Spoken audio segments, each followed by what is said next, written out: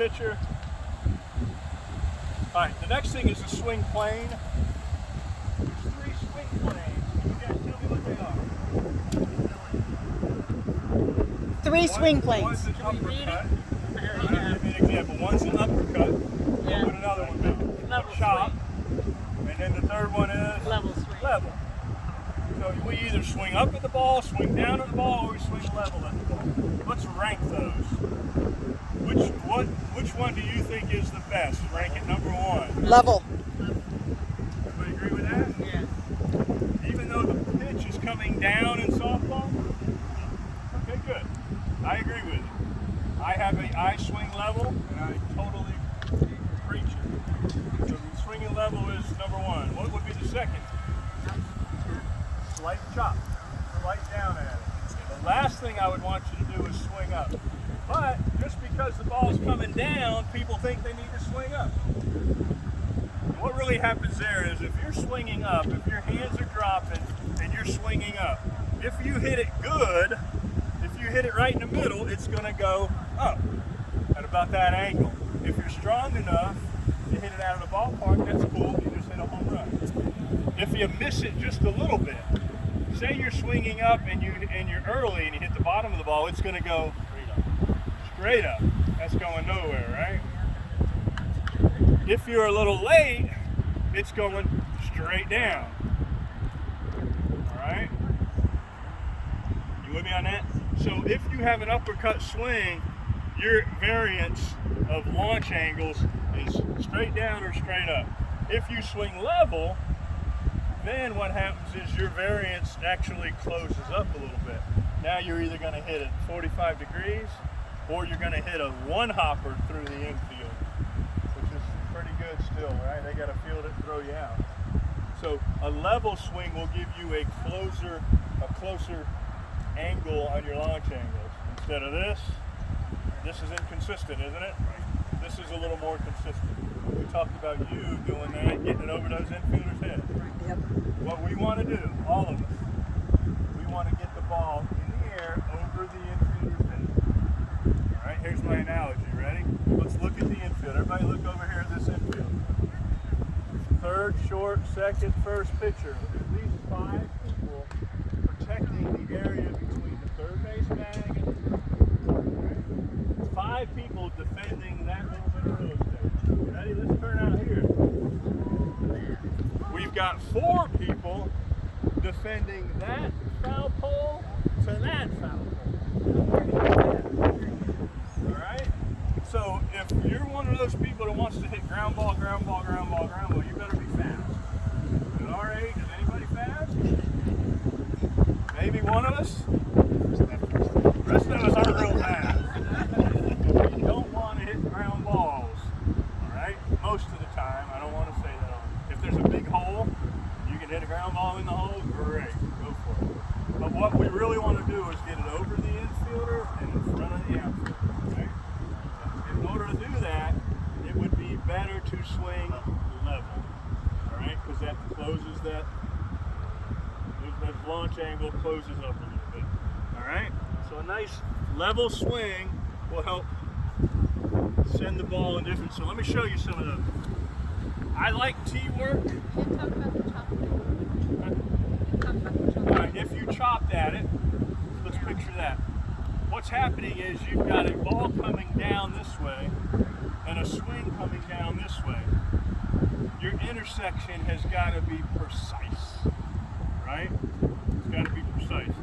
So even if it's precise, if you hit the middle of the ball, it's going to go right there, 4-hopper. If you hit the middle of it.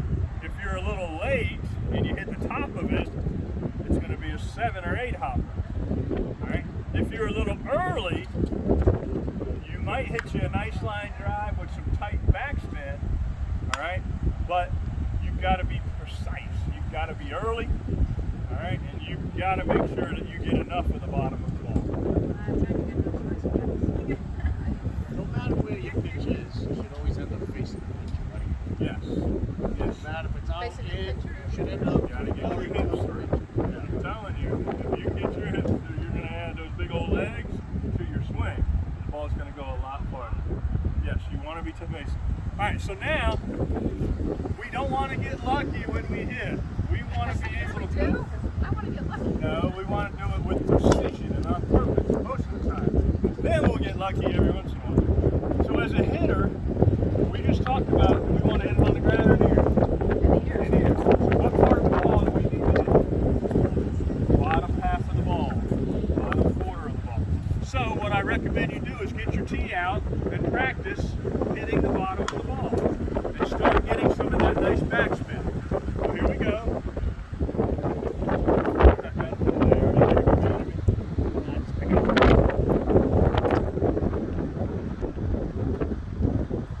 Just don't hit it too far there, Bob. Alright, so let's see if I can get backspin on purpose. Ready? I gotta focus. This is number one. I gotta focus on the bottom of the ball. So with the tee, luckily it's not moving. So I ought to be able to hit me a nice fly ball. I ought to be able to hit me a nice fly ball right back through the middle. Ready? I'm in my good stance. I put it down. Backspin.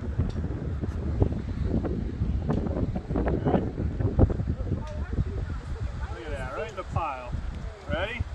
Concentrate, hit the level swing, hit the bottom of the ball, that gets it in the air.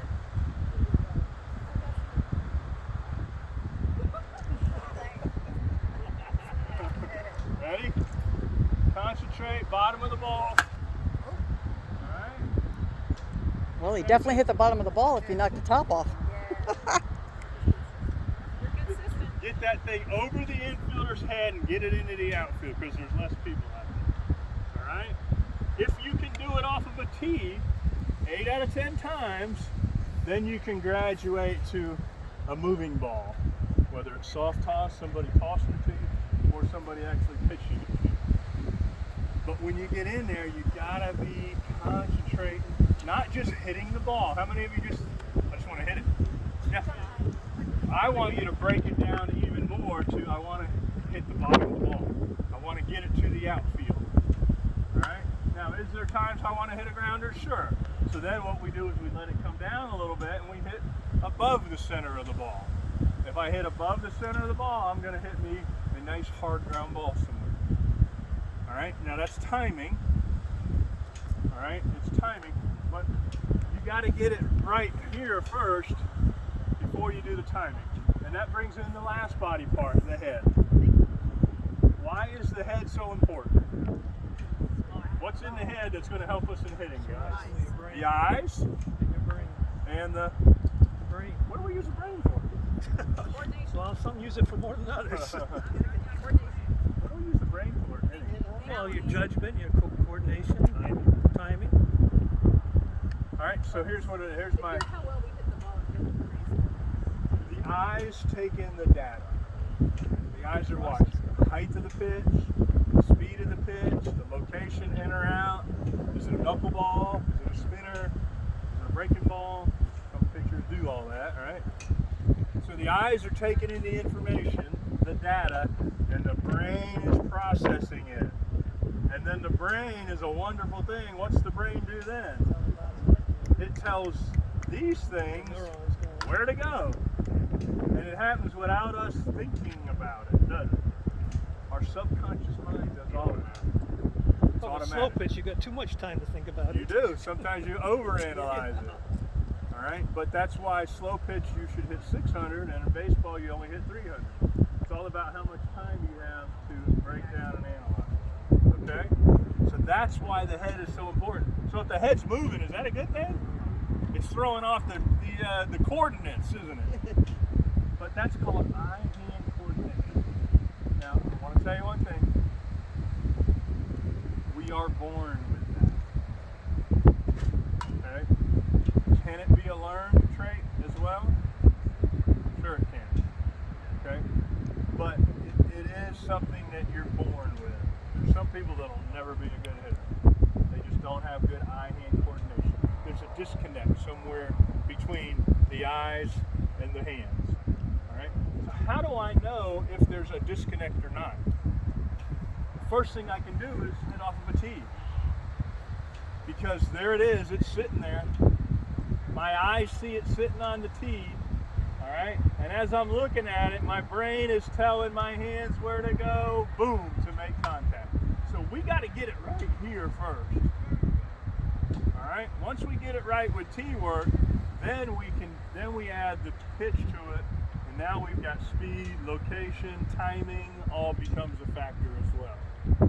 All right, but I highly recommend tee work. Tee work is great because all we need is a net, a tee, ball. We don't need any other human being. All right, for someone to throw batting practice to us, we need a human being. We need a second person.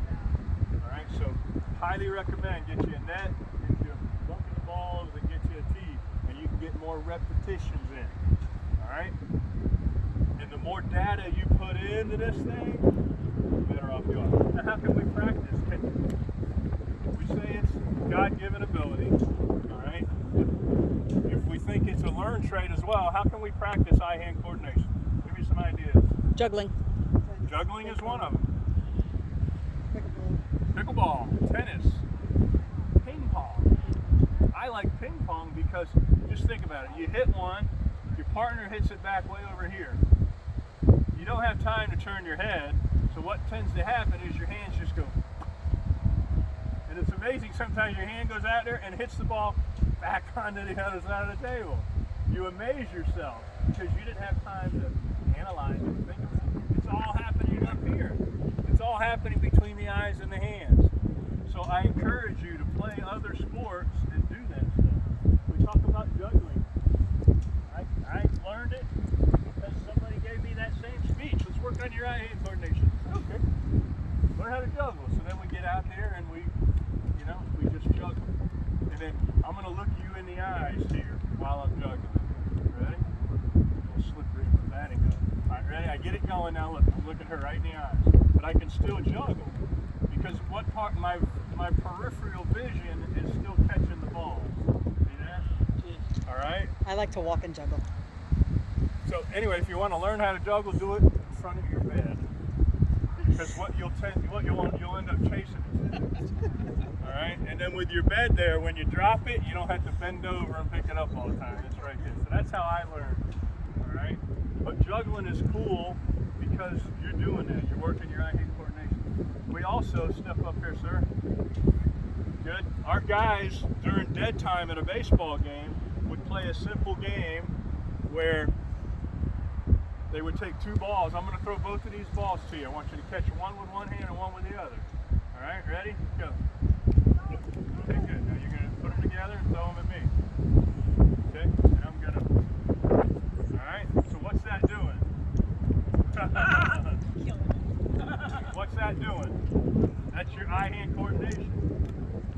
All right, peripheral vision's taking it, spinning. See, I'm making it tough. I got one here, one there. I'm going to throw the light. All right, so that's how you can practice your eye-hand. There you go.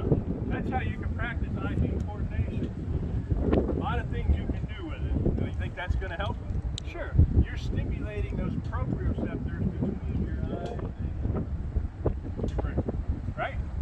And then as you get going and you start getting fun with the juggling, you can add some different tricks to it, underhand, around behind the back. Anyway, you get there, have a little fun with it. But that's all helping your hitting a little bit. You're stimulating those proprioceptors between the eyes and the hands. Okay?